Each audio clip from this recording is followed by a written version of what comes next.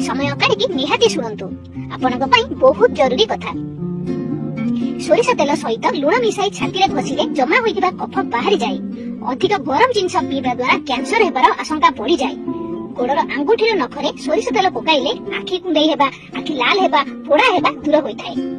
जोर जर होइतिबा समय जदि हेंगुर सेवन करती एथिरु जल्दी आराम मिलथाय। ठिया होई पानी पियंतु नाही, एमिति कले आंठु गंठी शीघ्र कमजोर हो जाए और आंठु गंठी समस्या आरंभ होइथाय। जदि आपण सकाळु चा बा कॉफी बदलरे गोटे सेव खाआंती आपनक स्वास्थ्य बहुत भल रहिबो। तुलसी पत्र सेवन कले मलेरिया रोग होई न थाय। ता छडा आहुरी बहुत मते यार फायदा आपनक मिलि थाय। सकाळर जलखिया दिन जाकर सबुठ महत्वपूर्ण भोजन। सकाळर जलखिया छाडिले आपनक शरीर एवं दिमाग कमजोर हो जाय थाय। मुहरे निश्वास नेले आपनक आयुष ह्रास पाई थाय। सेति पई सब बेले नाक बाटे निश्वास लियंतु। 100 तार हसिबा कोनोसी साइकेल 15 मिनिट व्यायाम करबा सहित समान। रात्रि समय अधिक भात पेट भरी खाआंतु नाही, काहेकि भात शीघ्र हजम होई न थाय और आपनकर मोटापा जल्दी आसे थाय। जदि आपनक मुंड जंत्रणा होई थाय तेबे आपण लेंबुर पत्र को बाटी तार रस बाहर करी ताकू सुखंतु, शीघ्र आराम मिलि थाय। माइग्रेन समस्या मध्ये मुक्ति मिलि थाय।